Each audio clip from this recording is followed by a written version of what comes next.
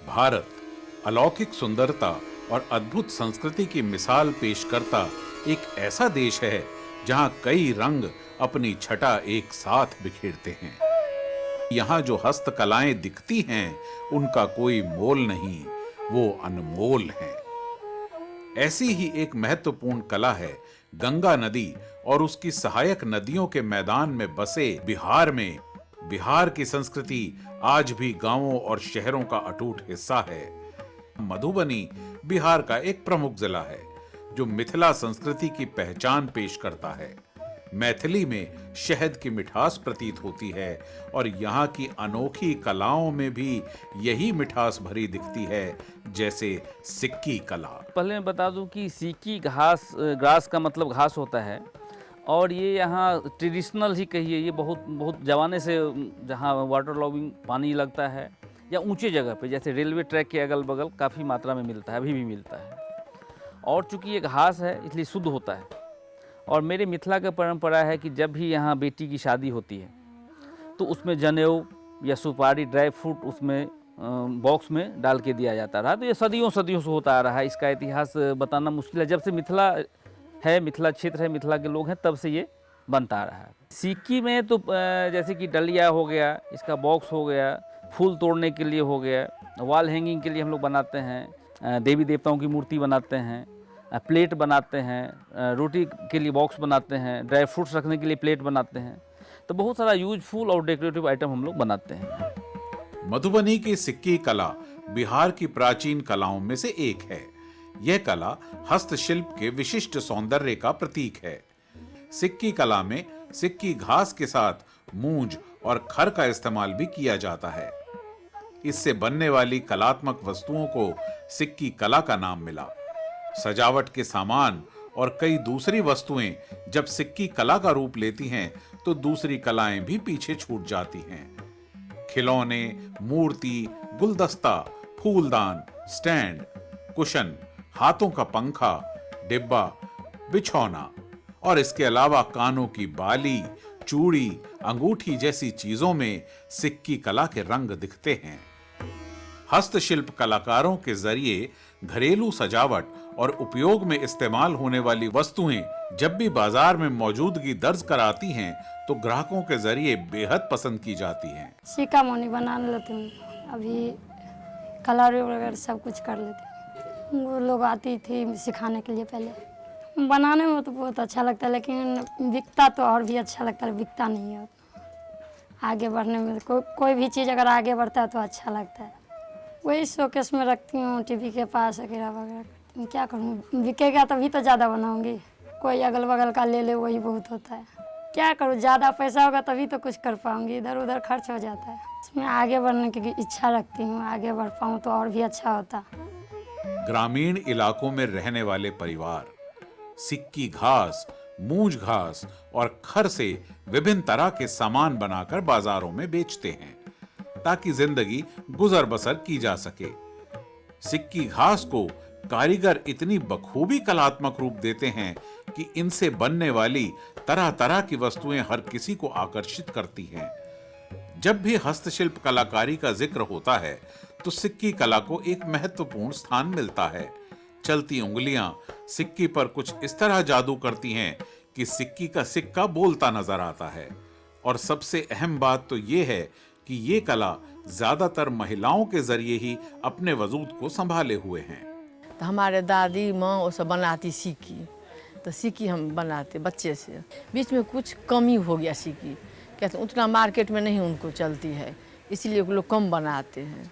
Raw material नहीं मिलता है उसको, इसलिए नहीं लोग बनाते हैं। मिथिलांचल क्षेत्र में सिक्की कला अब कुटीर उद्योग की शक्ल में दिखती है। विशिष्ट सौंदर्य और उपयोग में आने के कारण सिक्की कला लोकप्रिय है।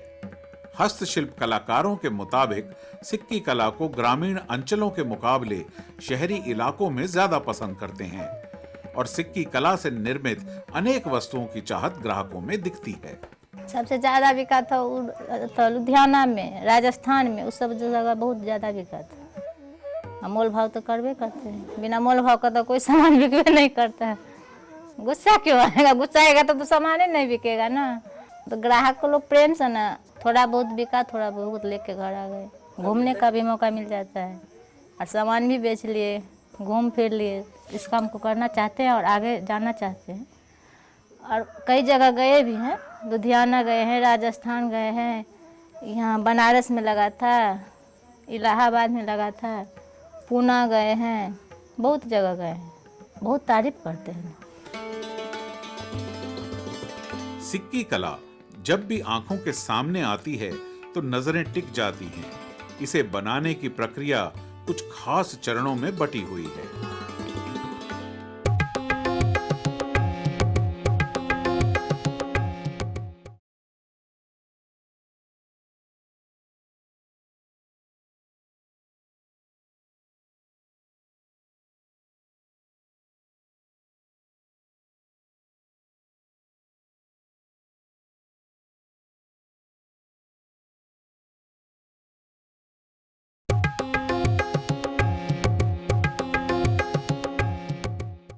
बिहार की संस्कृति, यहाँ का प्राचीन इतिहास बहुत समृद्ध रहा है।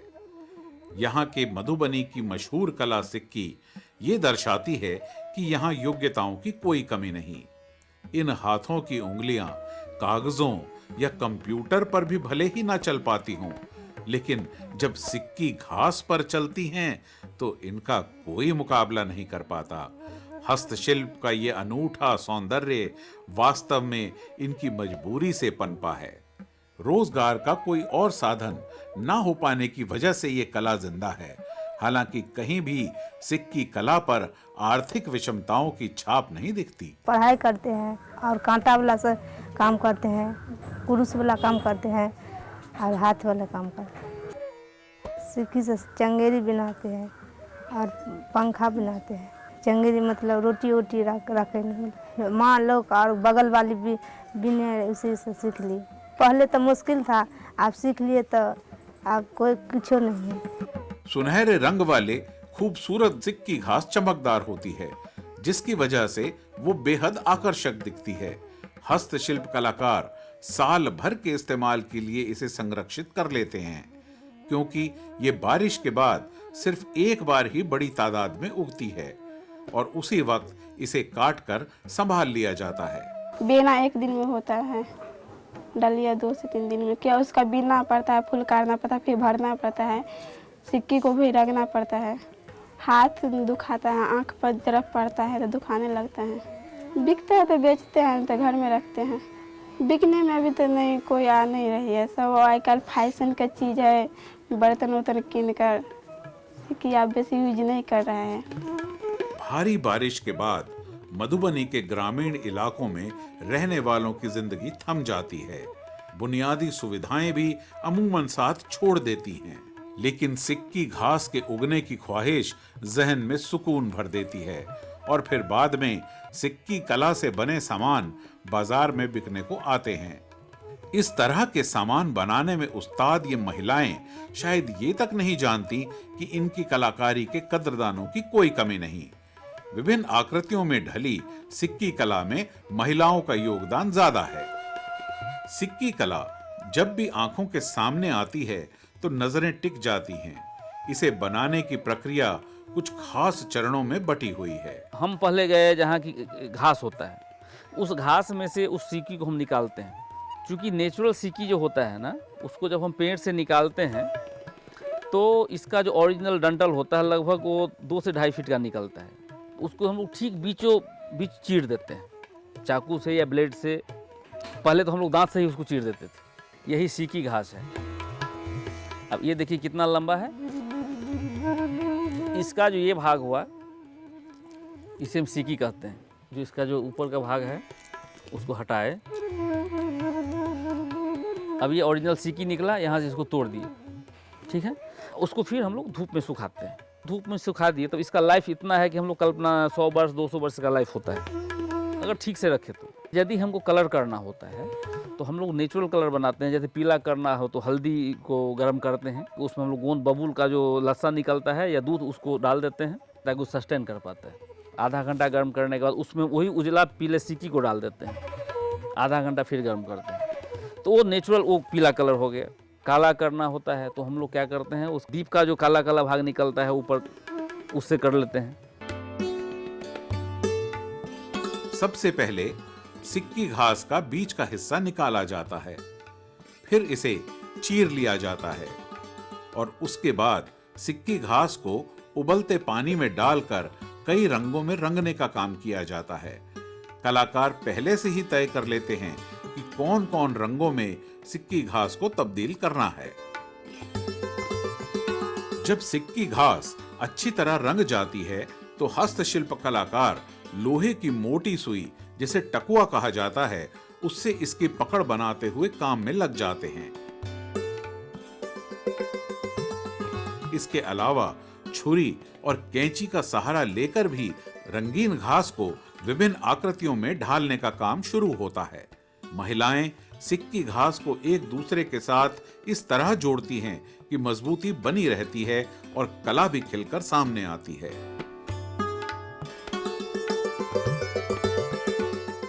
रंग बिरंगी घास को हस्तशिल्प कलाकार जब एक दूसरे के साथ जोड़ते हैं तो इस बात का खास ख्याल रखते हैं कि रंगों का मिलाप बेहद सफाई से हो और तैयार होने के बाद भी उनकी कला में ये साफ दिखता रहे।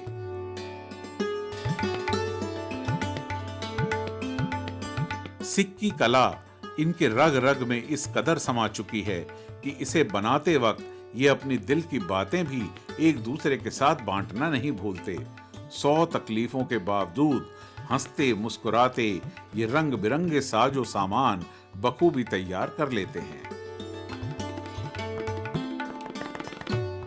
इन हाथों से तैयार सिक्की घास की कला अपनी रंगत बिखेरने को तैयार है।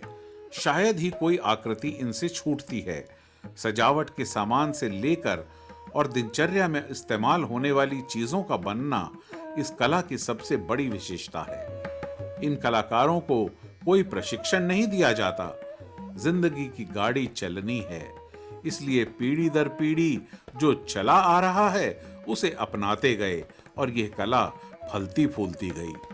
पर कितनी भी बारीकी से इनका काम देख लें, कमी की बजाय खूबसूरती ही नजर आती है। बहुत अच्छा बिनेंगे तो लोग देखेगा, अच्छा तो खरीद लेंगे।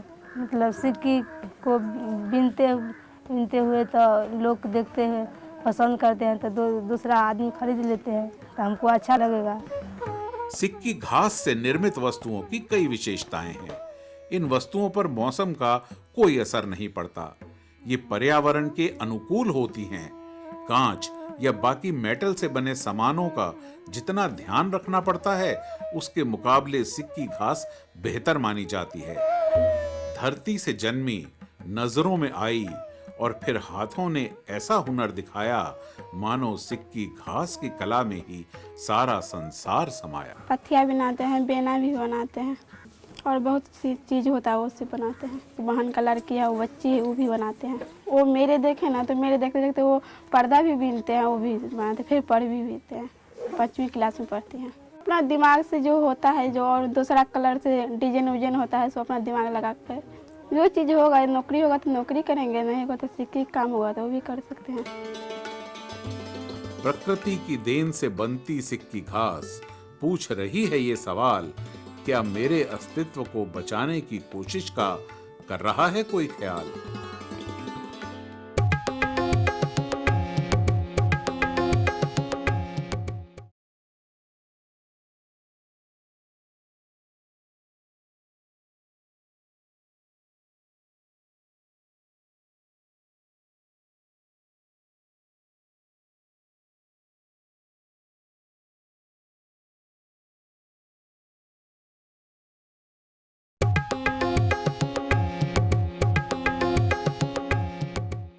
बिहार के मधुबनी में जिंदगी की सही मायनों की तस्वीर नजर आती है। चित्रकला और सिक्की घास के लिए मशहूर मधुबनी के लोगों का रहन सहन बहुत सादा है। कठिनाइयों के बावजूद संस्कृति के प्रति अपार निष्ठा है। जब जिंदगी का पहिया थमने लगता है तो इसे चलाने के लिए जद्दोजहद और रफ्तार पकड़ लेती है। सिक्की घास की कला इसी का उदाहरण है। महिलाएं जानती हैं कि सिर्फ पुरुषों की कमाई से घर खर्च नहीं चल पाता। ऐसे में हाथ बटाने के लिए वो ये सिक्की घास की कला को अपना लेती हैं।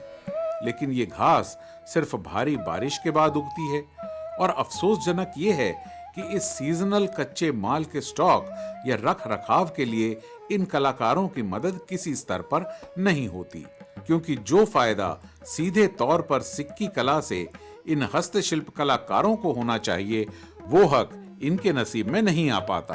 तो अभी ये तो नहीं सोची किस तरह के जो भी मिलेगा मैं कर पा लूँगी। इतना है जो मैं कुछ भी करने के लिए तैयार हूँ और कर लूँगी। इच्छा है जो सिखा दूँ और अपने भी आगे बढ़ूँ, दूसरे भी आगे बढ़ सके।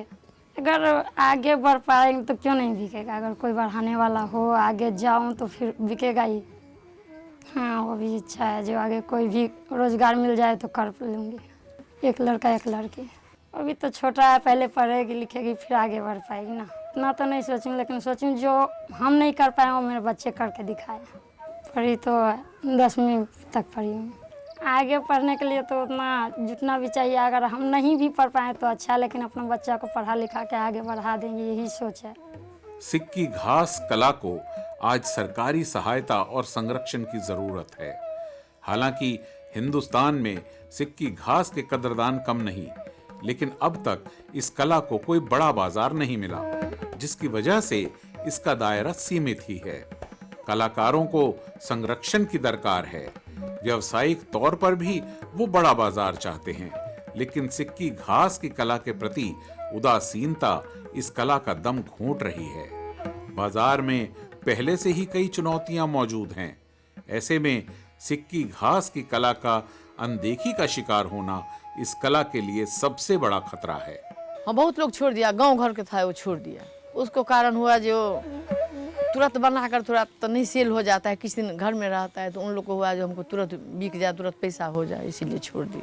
जैसे पेंटिंग बनाते हैं लोग ऐसे मूड़ी झुकाकर तो दिमाग पर पड़ते हैं। बेहतर वही हुआ जो देश विदेश ना चल गया हमारा। सितंबर में गए थे वहाँ प्रगति मैदान दिल्ली, 1 मास पर आए हैं वहाँ से। 1 मास को वहाँ मिलता है तो वहाँ बहुत कला का है, नंबर लगाने पड़ता है वहाँ।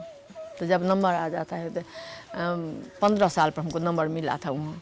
2000 में गए थे, फिर इस बार 15 में गए थे। इन हस्तशिल्प कलाकारों की कलाकारी को हर कोई अपनी जिंदगी का हिस्सा तो बनाना चाहता है, लेकिन इन्हें न पहले सही पारिश्रमिक मिल पाया और न अब मिल पा रहा है। कड़ी मेहनत का रंग सिक्की घास पर तो दिखता है, लेकिन इनकी कमाई पर नजर नहीं आता। आर्थिक रूप से कमजोर परिवारों के लिए ये कला उनका सहारा तो बनती है, लेकिन वरदान साबित नहीं हो पाती। इसके अलावा सिक्की घास के उत्पादन में होने वाली कमी भी इन कलाकारों की जिंदगी में चुनौती भर रही है। समस्या कुछ नहीं आती। अब हुआ जो अब कहीं बिका नहीं, कहीं गए तो वहाँ नहीं बिका तो थोड़ा बहुत तो होता है, और समस्या कुछ नहीं। जैसे और औरत सब करती है, उसका नहीं बिकता है, घर में बना के रखती है तो वो क्या करेगी रख के, तो उसको मन नहीं लगेगा। मिला जुला के ना परिवार चलता है। बचत के बिना काम करने में मन भी नहीं लगेगा ना। सपना तो और कुछ नहीं हो, बाल बच्चा सब बन जाए, वही सपना है, और कुछ नहीं अपना सपना। और आप लोग अगर सहयोग करेंगे तो और आगे जाएगा काम। सिक्की घास का अपना एक अलग वजूद है। इसकी खासियत समझने वाले इसे खरीदने में हमेशा इच्छुक रहते हैं, और जिनकी नजर एक बार इस पर पड़ जाए तो वो पीछे नहीं हटते। लेकिन अब तक तो बिहार में ही इस कला को वो मजबूती नहीं मिल पाई जिसकी ये हकदार है, तो निर्यात का दायरा कैसे फैलाया जाए। जाहिर सी बात है, जितने ज्यादा खरीदार या निर्यात का पैमाना होगा उतना ही फायदा इन कलाकारों को भी मिलेगा। इसका मार्केट बढ़ रहा है और बढ़ेगा भी। विदेश में काफ़ी इसकी संभावनाएं हैं, फ्यूचर अधिक है। सिर्फ सरकार को थोड़ा प्रयास करने की ज़रूरत है, क्योंकि एक व्यक्ति इतना प्रयास नहीं कर सकता। सरकार के पास जितनी मशीनरी है और हम आपके माध्यम से सरकार से भी अपील करते हैं कि जो भी रूरल हैंडीक्राफ्ट है हमारे इंडिया में, बहुत डिमांड है, बहुत रोज़गार की संभावनाएं हैं अगर इस पर बढ़िया से काम हो तो। लेकिन वर्तमान में क्या हुआ है, लगभग 10 साल पहले इसमें इतने तेज़ी से गिरावट आया। इसका एक दो कारण है कि चूँकि लोगों को 2 पैसा मिलेगा तभी कोई काम करेगा, तो ये खरीदारी पता नहीं किस स्तर पे धीरे धीरे कम होते चला गया। तो अगर हम एग्जीबिशन में गए और बिक गया तब तो मनोबल बढ़ा, और नहीं बिका तब तो 20,000 15,000 खर्चा हुआ, और एक बार खर्चा हुआ नहीं बिका तो फिर दोबारा लोग जाने का नाम नहीं लेते। प्रकृति की देन से बनती सिक्की घास पूछ रही है ये सवाल, क्या मेरे अस्तित्व को बचाने की कोशिश का कर रहा है कोई ख्याल? हाँ, हम दो बार हमको मिला है केंद्र सरकार से 95-96 में, जब हम 1 साल सिखाए 10 आदमी को, तो सरकार सब कुछ दिया, रॉ मटेरियल दिया, वो विद्यार्थी लोग को मिला पैसा, हमको मिला पैसा। कलाओं का धनी बिहार एक ओर अपने विकास की राह पर आगे बढ़ने की कोशिश कर रहा है, तो वहीं इन कलाओं को जिंदा रखने वाले कलाकार आसरे की तलाश में हैं। सिक्की घास जैसी अनेक कलाओं का हाथ थामने के लिए कारोबारी और ग्राहक तैयार रहते हैं, लेकिन जरूरी है कि उन कारीगरों का भी हाथ थामा जाए जो इनके जनक हैं। बाहर में किछ चाहिए वही के ने क्यों सहयोग चाहिए, सहयोग वाला क्यों नहीं, तो बाहर केना बिक्री हेतै, देख के फिर बना लेबै वही के। हाँ, लेकिन वही के पूंजी चाहिए, ओ तरह के संस्था हेबाके चाहिए, ओहि तरह के वो अति उपयोगी हेतै तो बना सकै छी। क्या भूलते, पढ़ाई लोग भूलै छै, पढ़ाई तऽ नहीं भूलै छै, पढ़ै छै आ पढ़ैत पढ़ैत लोग कते आगा बढ़ि जाइ छै, से इहो सब चीज भेलै। दीना छल बन झाझर आई बन हरियर रे, ललन रे रानी जी के भेला जारी रो पान राजा मान हरियर रे, कोन नक्षत्र के सफूजल कोन नहाओल रे। भारत में कला और कलाकार की संवेदनशीलता को हमेशा सराहा गया है, और शायद इसीलिए दस्तकार, हस्तशिल्पकार, बुनकर, कारीगर आज भी अपनी हाथ की लकीरों पर विश्वास करते हैं।